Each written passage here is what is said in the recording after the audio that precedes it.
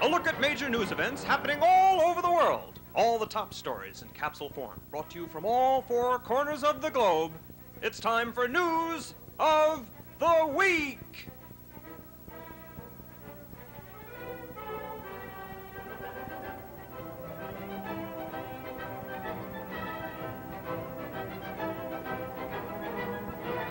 Our first story, the world's weakest man. Just a few nights ago, in New York City, Marvin Cuckold awakened by his wife to hear the news that he was voted the world's weakest man. Getting out of bed now, Marvin rushes into the bathroom to brush his teeth, get nice and clean and ready for a nice bright new day. There he is, the world's weakest man, and his lovely wife, Mrs. Cuckold.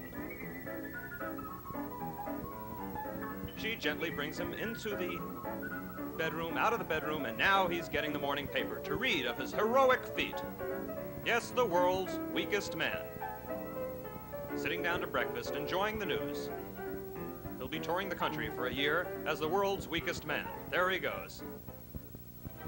Let's get serious now. News of the week. That's with two E's. W-E-E-K. Week.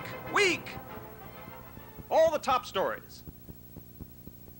And we go to Hijack, Nevada, for our next story here, as another attempt is being made by man to fly like a bird.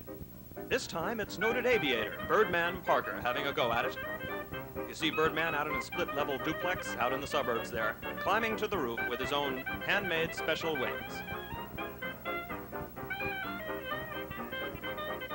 Birdman is a brave individual. He only plans to fly about 100 miles this time if he does get up into the air. Let's see how he does. Oh, too bad, Birdman. But there'll be many more attempts like this one. And here he comes with a new vehicle designed to get him up quickly.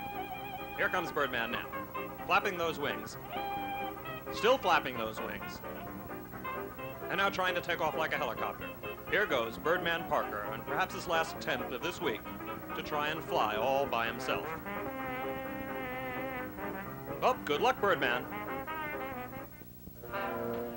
And in Miami, Florida, it was convention time again as the major political parties met to decide who would run for president from their party. Here is News of the Week's reporter Roger Fudd on the scene in Miami. And what he's going to be talking to now, he's going to investigate the report of demonstrations outside the convention hall, speaking to the lippies, yippies, dippies, and zippies who have been cordoned off in the incarceration area outside the Demagogic Convention Center at the Redemption Hall. Here's Fudd talking to some of the lippies.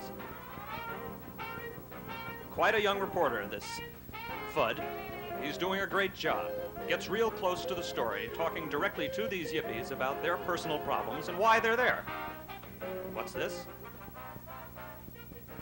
Say, young Fudd is being offered something that most news reporters never even get a chance to speak about on the air, and look at this.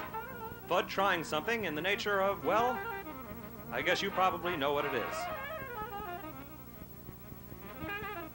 Fudd's certainly doing a great job of journalism there, first-hand information direct from the lippies.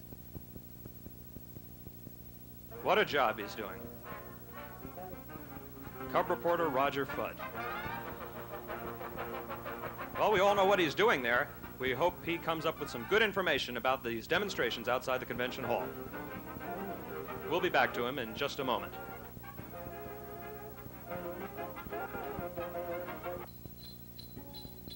Chuanlai, China. Strangest story of the week. This is the starting point of a dastardly plot to form a human bridge across the Pacific.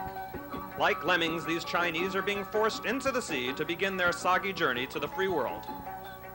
The first human bridge across the Pacific. Startling, but true. Happening this week in China. We must ask ourselves, though, just why this is happening. Atlantic City, New Jersey. The most beautiful women in the world gathered in Atlantic City last week to choose the new Miss Universe. And what a bevy of beauties there were, as we can see from the lovely Miss Lay here as she passes before the judges, who still have to make their final decision. Here she is, the personality winner, Miss Carriage. No, judges didn't go for her too much. And of course, the very lovely and vivacious misogynist, showing off her curves before the very interested judges. One judge, oops, a little bit too interested. And now we're looking at the winner of the new Miss Universe contest. Yes, this year's Miss Universe, Miss Uranus. Ah, isn't she lovely? She's being crowned, and for the next year, she will be Miss Universe. Back now at Miami, Florida, it's Roger Fudd again, and he's been reporting about those lippies outside the convention center. All the trouble and riffraff, all the rabble going on outside there. What's happening here now? Roger Fudd, our cub reporter, was supposed to bring us some information about what was going on outside the convention center, and what's happened here, he's leading them into a riot. Look at this, a roving band of youth. Masses of them just charging down the street outside the convention center. What's happening? Uh-oh, look out, there's going to be trouble. They're storming over this poor man's car and just... What are they doing here? And there's smoke. There must be fire. Trouble is brewing as Roger Fudd, our former cub reporter, sitting on top of this poor man's car leading these crazed youths on in some kind of strange ritual, some kind of tribal ceremony or something.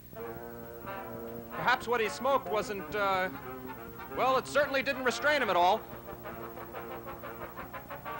Ex-reporter Roger Fudd. I don't know why youth turns to this kind of tactic. Here's this poor man signaling for help, and where... Ah, here comes the fire department. They'll have to put that fire out in a hurry. This man's in terrible danger, as the lippies have left the scene now and left him in a terrible mess. But there's Fudd still, just taunting him, and he's not helping a bit, is he? Our News of the Week staff will have to take care of Roger Fudd. Too bad, but that's what's going on down in Miami, Florida. Washington, D.C.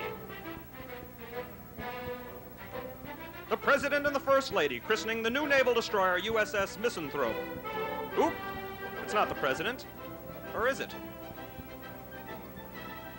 Well, there he is. He's trying to christen the boat with his lovely wife, the First Lady, it seems, but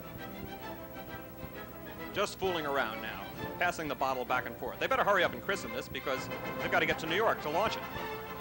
Oh, yes, we were mistaken. It's not the President at all. It's the world's weakest man, Marvin Cuckold. Oh, let's get serious again. News of the Week. And there you have it, folks. In capsule form, all the great stories from all around the globe. News of the Week. See you again next week with more Week News.